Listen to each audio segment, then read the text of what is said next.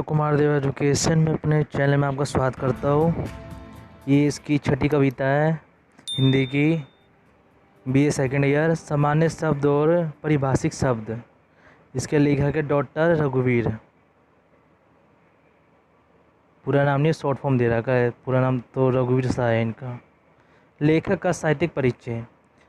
जन्म 1902 ईस्वी, रावलपिंडी। मृत्यु 1663 ईस्वी।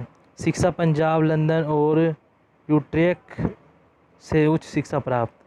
ये इनकी शॉर्ट फॉर्म में वो दे रखा है, इनका जीवन परिचय यानी बायोग्राफी।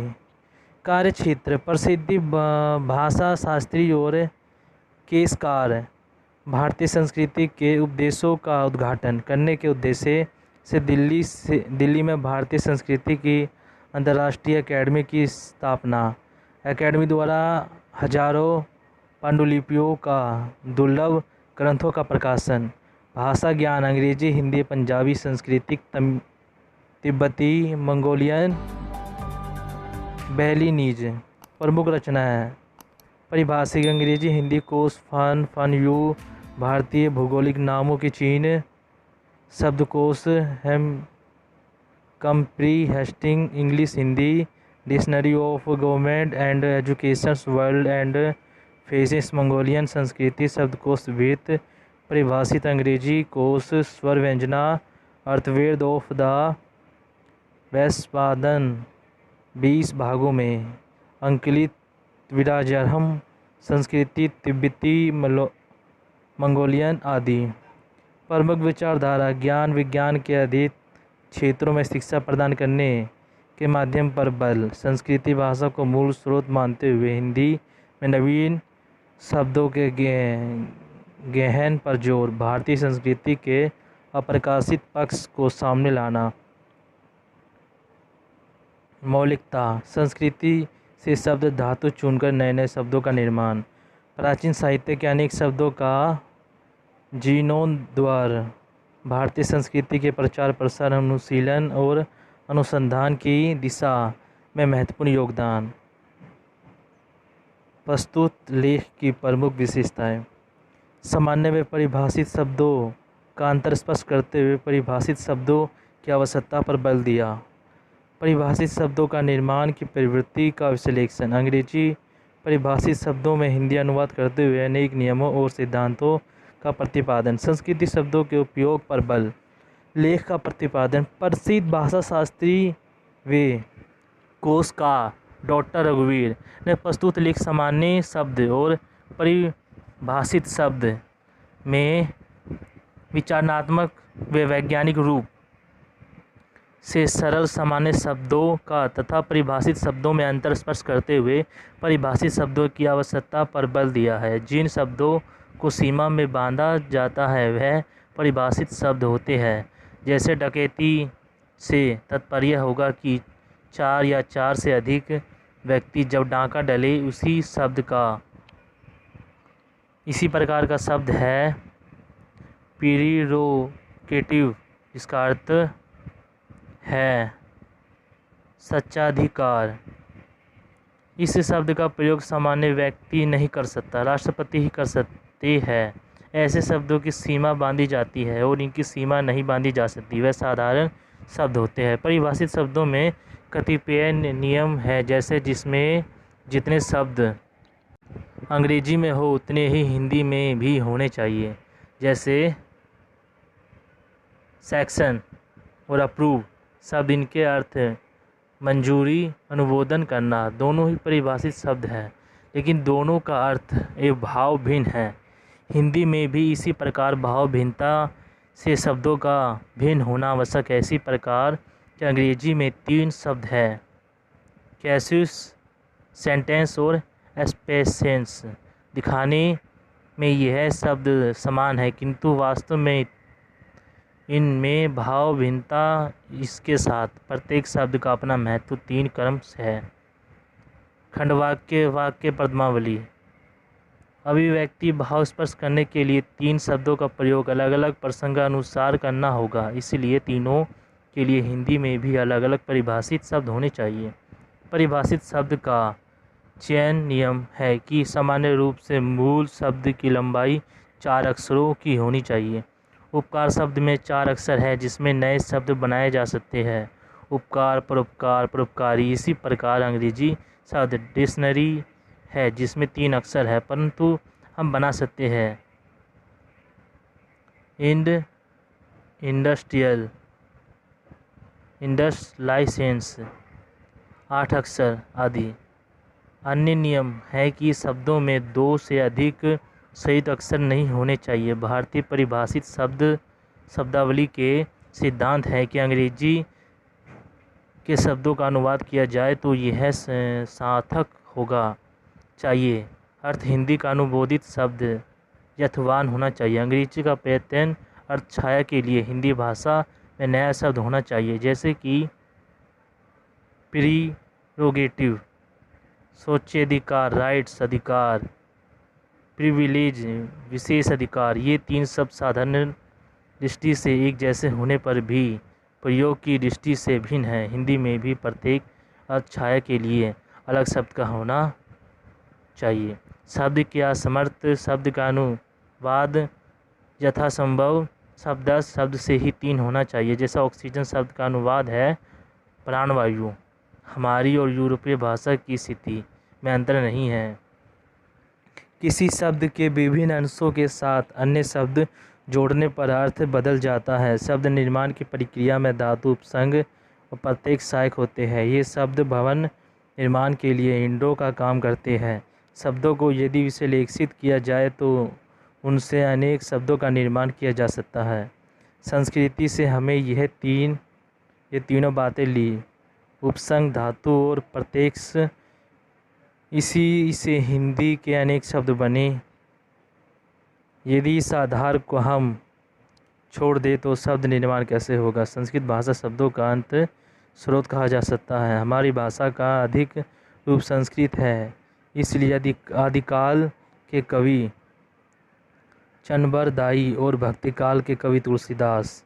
संस्कृत ने शब्दों की बहुलता है। अंग्रेजी भाषा की संस्कृति और परंपरा के स्रोत लैटिन और जबकि भारतीय संस्कृति भाषा परंपरा का संबंध संस्कृत से है।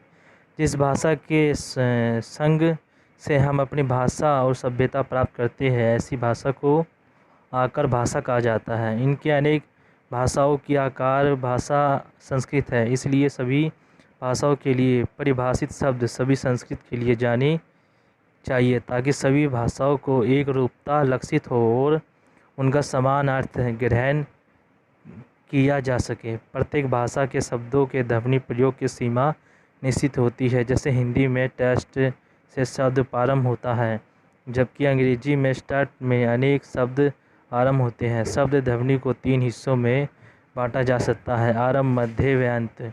हिंदी भाषा में प्रदर्शितता का गुण है, इसलिए इसे सीखना अंग्रेजी की अपेक्षा आसान है।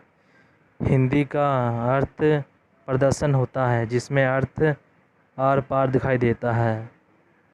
वर्णन पढ़ते ही शब्द चित्र आपके मस्तिष्क में अंकित होने लगते हैं। उम्र के साथ साथ शब्द सीखने की इच्छा भी दृढ़ होती जाती है। पहले वर्ष में बच्चा 200 शब्द, दूसरे वर्ष में 500, तीसरे वर्ष में 1000 और डिग्री कोर्स तक पहुँचते पहुँचते करीब 30,000 शब्द सीख लेता है। हमारे देश के कानून की भाषा में अनेक उद्धृत शब्द दिखाई देते हैं। इसका कारण ये है कि जब देश गुलाम था तब अंग्रेजी में मौलवियों आदि से अनुवाद कराए जाते थे। इससे वह शब्द प्रचलित हो गए। इनके अतिरिक्त अंतर्राष्ट्रीय शब्द प्रचलित हो गए। इसके अतिरिक्त अंतर्राष्ट्रीय शब्दों को अपनी भाषा में ज्यों का त्यों ले लिया जाता है, जिससे हमारी भाषा का अपमान समाप्त होने लगता है। जैसे प्रधानमंत्री शब्द अंतर्राष्ट्रीय शब्द जिससे ज्यों का त्यों हिंदी में ले लिया गया है। विज्ञान की निरंतर उन्नति के साथ उसकी शब्दावली बढ़ रही है, इसलिए हमें बहुत से नए शब्द बनाने होंगे। संसार में आने वाली नई वस्तुओं को नए शब्द देने ही पड़ेंगे। इस दृष्टि से विज्ञान में शब्द विस्तार की अद्भुत क्षमता है। अंग्रेजी भाषा में देखें तो प्रतिवर्ष 15-20 हज़ार नए शब्दों का निर्माण हो रहा है।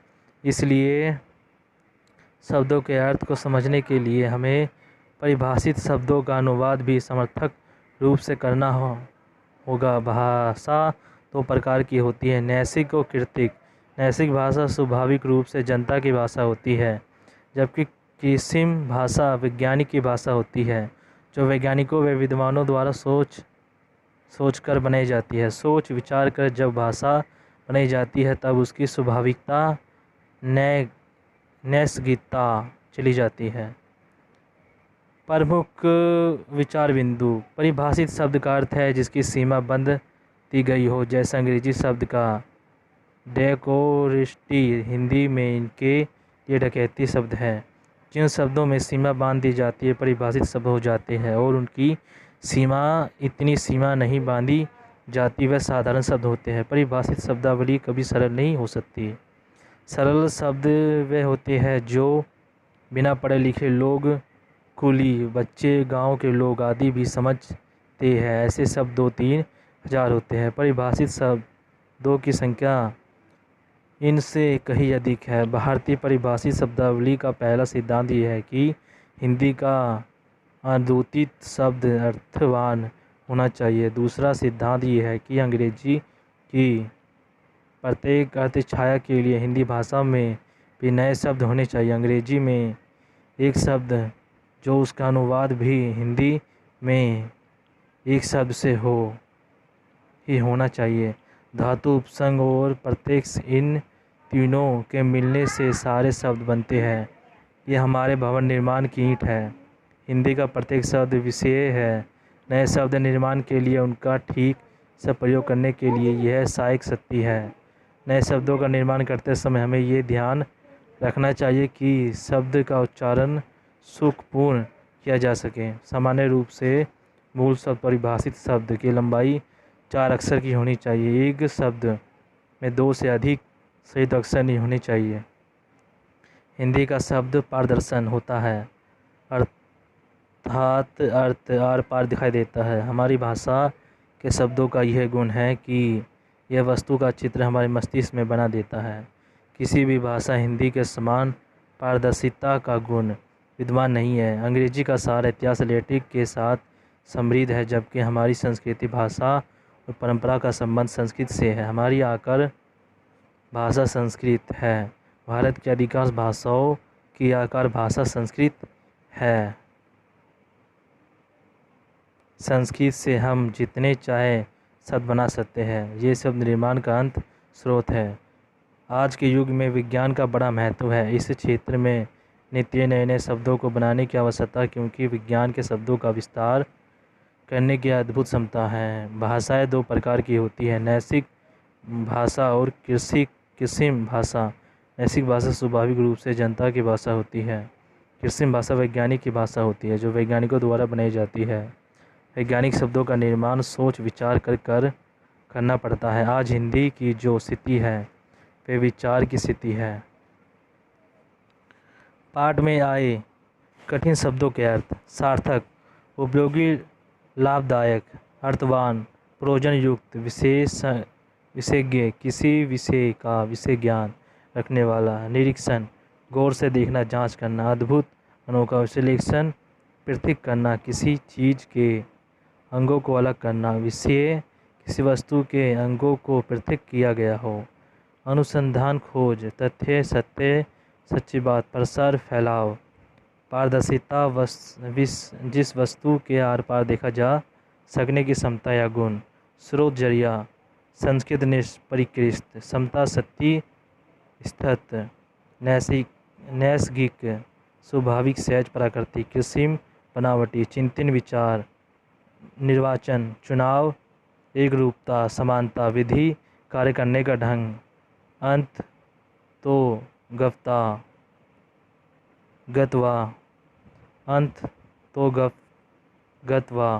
अंत में।